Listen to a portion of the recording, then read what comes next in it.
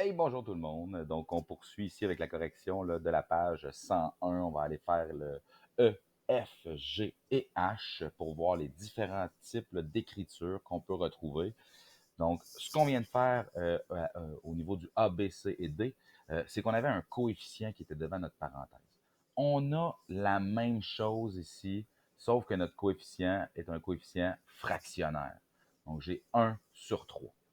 J'ai deux éléments à l'intérieur de ma parenthèse, donc je vais aller prendre le 1/3 et multiplier par -6. Et je vais aller faire la même chose, 1 ABC3 multiplié par 9 ABC12. Comme je vous dis ici, ça n'a pas vraiment de secret si vous êtes en mesure de bien gérer votre calculatrice. Donc, si on connaît notre calculatrice, ça devrait nous donner donc -2x, puisque 1/3 fois -6 donne -2, et 1/3 fois 9 demi nous donne 3 demi. Donc ici, je vais éviter de mettre de la couleur pour ne pas perdre trop de temps sur mon charmant vidéo de 5 minutes. Et je vais aller faire le F. Donc, le -3/4. Attention, on n'oublie pas le moins. Donc ici, -3/4 multiplié par 8 va nous donner un élément en AB. Donc, on n'oublie pas aucune de ces variables-là.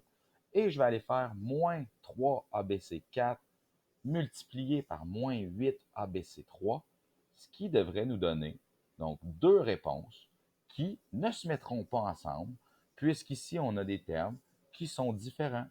Donc, si je fais -3ABC4 fois 8, je devrais obtenir -6.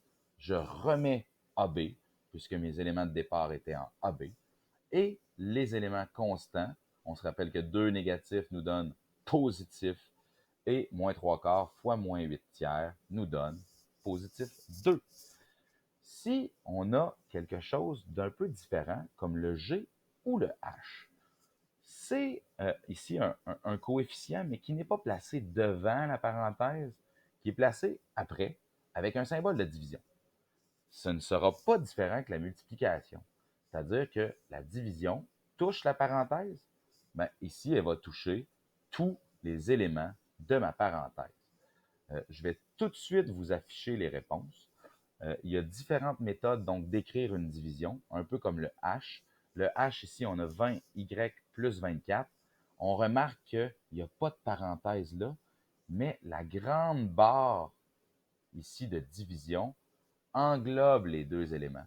Donc, c'est la même chose que si j'avais eu une parenthèse ici, oups, elle n'est pas très courbée, et une autre parenthèse ici qui ferme avec le symbole de division par 4.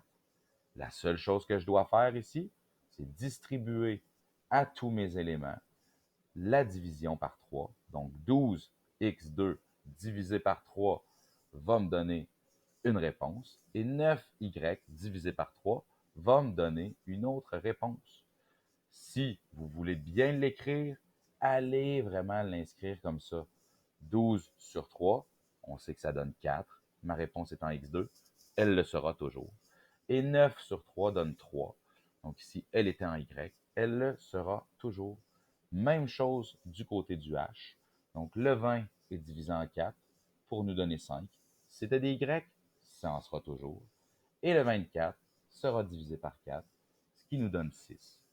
Je vais descendre la page et je vais aller regarder avec vous le J, puisque le J ici a un moins sur son diviseur. Donc, c'est seulement pour vous rappeler de ne pas l'oublier. Donc, on va faire 54y divisé en -6. Ça nous donne -9y. 78x divisé en -6 nous donne -13. X et -42 divisé par -6, comme on a deux négatifs, va nous donner +7. On a distribué la division à nos trois éléments. Si je m'en vais faire le I, ce sera exactement la même chose. La distribution va s'effectuer sur mes XY, va s'effectuer sur le 15X, va s'effectuer sur le 45Y et va s'effectuer sur le -75. 4 éléments, ma réponse en comportera 4. Ici, on a donc 25 divisé en 5, 5. XY, on a -3x, on a 9y positif et on a -15. À bientôt!